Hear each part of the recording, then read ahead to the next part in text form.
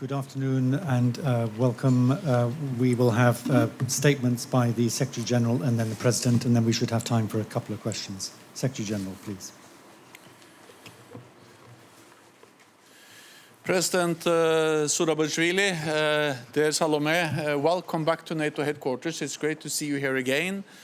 And your presence demonstrates once again the close partnership between Georgia and NATO. Georgia is one of NATO's most important partners. We have a close political partnership and strong practical cooperation. Despite the challenges of the COVID-19 pandemic, NATO and Georgia continue to strengthen our partnership. And today's meeting of the NATO-Georgia Commission, we will take stock of our achievements and assess what more we can do together. Last year, we upgraded the substantial NATO-Georgia package. This helps Georgia to implement reforms, enhance its ability to operate with allies, and continue to contribute to our shared security. Our key priorities include secure communications, and actually the President and I discussed that during the meeting today, training and exercises, and enhancing our maritime support and situational awareness. Today, we will also address the security situation in the Black Sea region and Russia's continued military buildup. NATO supports Georgia's territorial integrity and sovereignty within its international recognized borders. We continue to call on Russia to end its recognition of the regions of Abkhazia and South Ossetia and to withdraw its forces. And I took good note of the ruling by the European Court of Human Rights. It confirms that Russia is responsible for human rights violations in Abkhazia and South Ossetia, and that Russia exercises control there. It only strengthens our call for Russia to comply with international law and respect Georgia's territorial integrity. In our meeting, we also discussed the progress Georgia is making on the reforms. This is crucial because progress on reforms brings you closer to our shared goal, membership of NATO.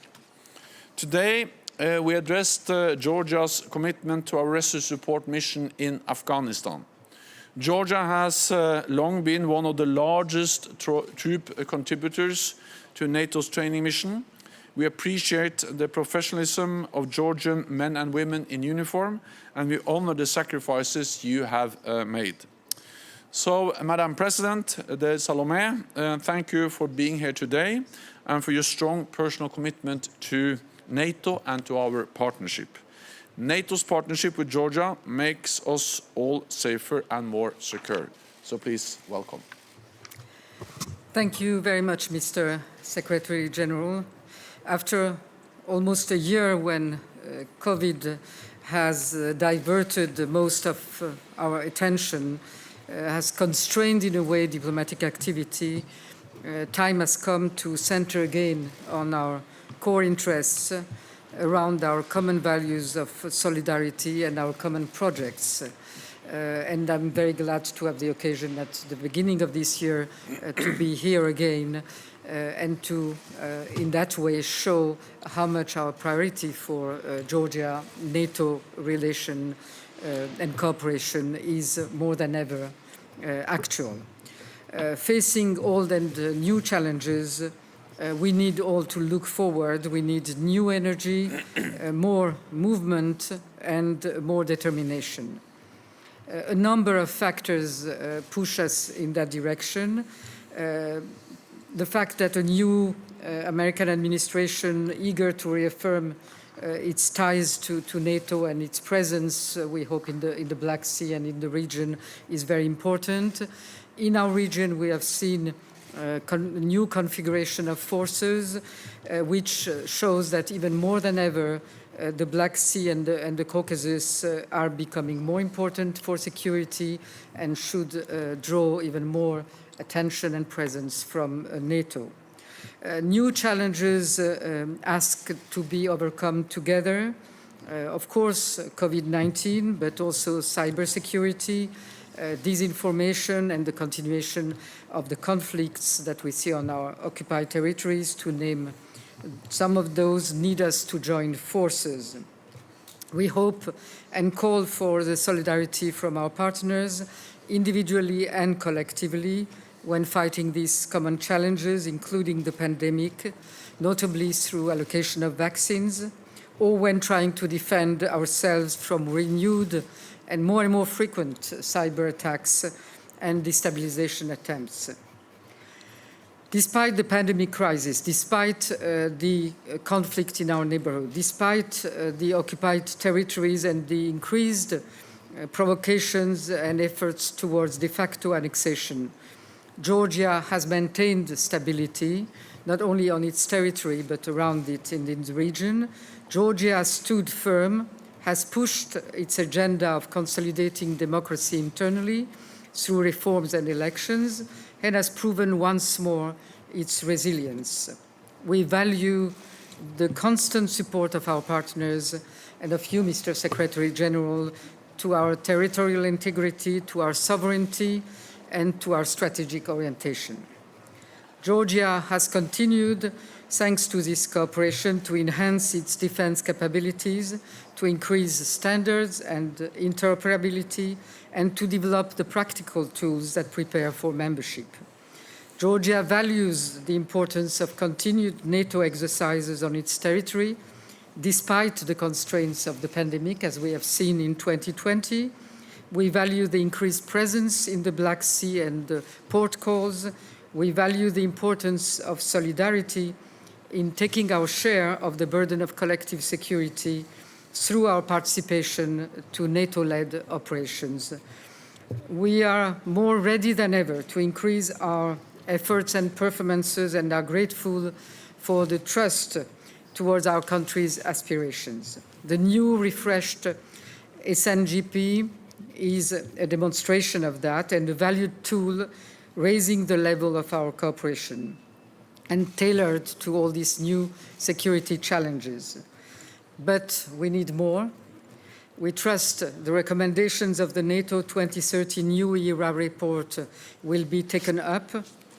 Aspiring Georgia has shown its dedication to reaching the ultimate objective of integration, and on that path, its resilience in front of the new challenges.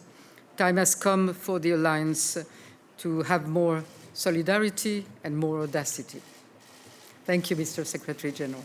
Okay, we have time, I think, for two quick questions. First of all, we go to Levan Akhalaya from the Georgian Public Broadcaster. Thank you. Good afternoon, Secretary General, Madam President. I'm Levan Akhalaya from Georgian Public Broadcaster. So my question is for Secretary General. Your US President announced the plan for strengthening the alliances with partners recently. State Secretary nominee wrote NATO door is open for Georgia if it can contribute to the Atlantic security. Give us more an understanding of what do you expect Georgia to do? Thank you.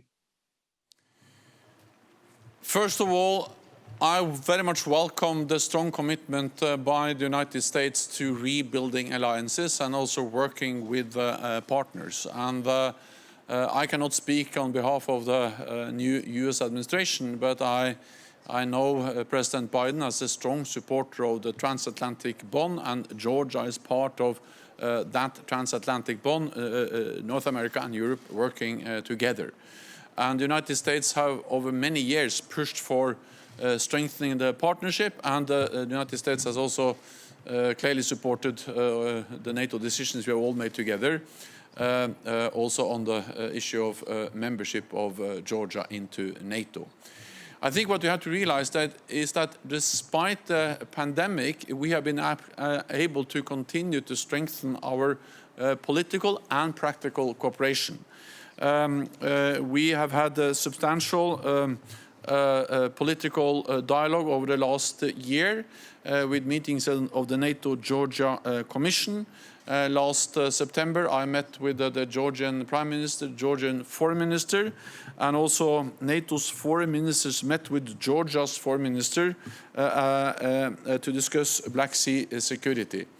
And then, as the President referred to, we have strengthened our substantial package so we can also further strengthen our practical cooperation.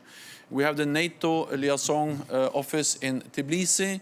We have the Joint Training and Evaluation Center. And with the enhanced package, we are focusing on different things, but including the implementation of secure communications projects, continued support to the Joint Training and Evaluation Center, and more NATO Georgia exercises in 2022. On top of that, we will also further strengthen what we do in the maritime domain. NATO has provided some support to your Coast Guard. We are now looking into how we can further strengthen that cooperation. What Georgia can do is to continue to implement reforms. We need strong democratic institutions. We need to make sure that we have modern and capable security institutions, and of course civilian control over both the military and the intelligence services.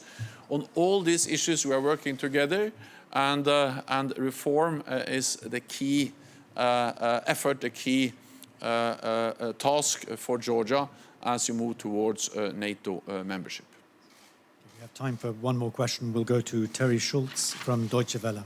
Thank you very much for your time. Mr. Secretary General, the New START treaty, despite the U.S. intention to ask for an extension, isn't a done deal yet. First of all, are you concerned that Russia may come up with a reason not to extend, despite it's signaling that it also wants to extend for 5 years? What are the stakes for European allies if, by some chance, the last remaining nuclear arms control treaty would fall apart? And above all, are you concerned about being able to verify the treaty? Despite the mechanisms that are built into it, we've seen treaty after treaty crumble because of a lack of trust between the West, the U.S., and Russia. Are you worried that once again there would be violations that could be dangerous for Europe? And Madam President, I would also be interested in your thoughts on having to keep alive this last remaining U.S.-Russian arms control pact. Thanks.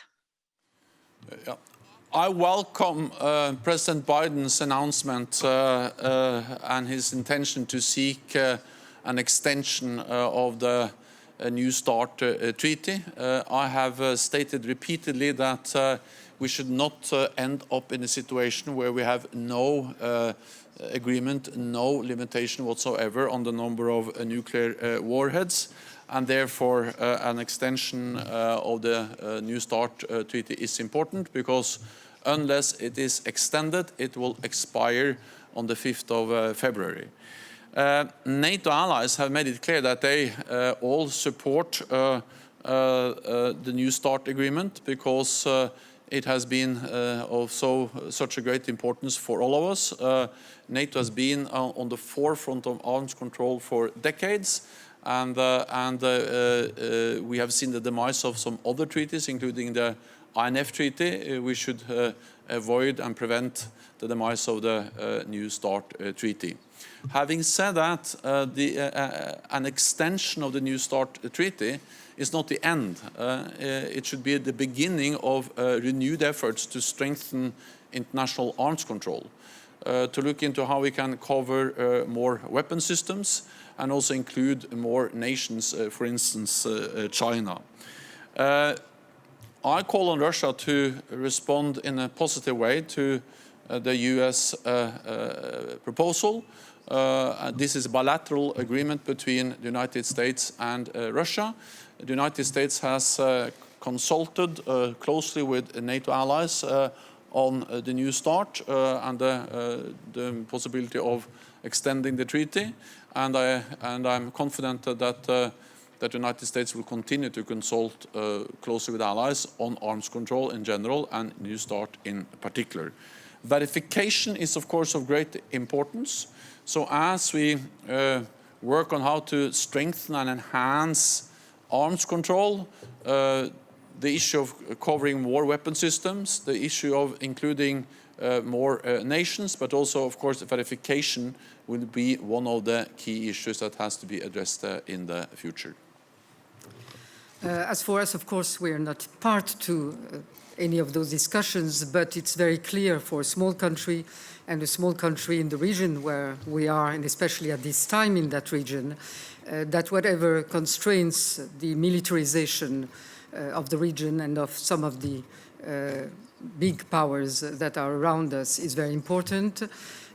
Arms control is always a positive development, but knowing, as we know, Russia from closer, it's very clear that what is key is monitoring, is verification, is not taking words as granted, and under that condition, it becomes a very important instrument for which we would be very thankful if that happens, but with maximum control. Okay, I'm afraid that's all we have time for. Thank you very much, Secretary General. Thank you, Madam President.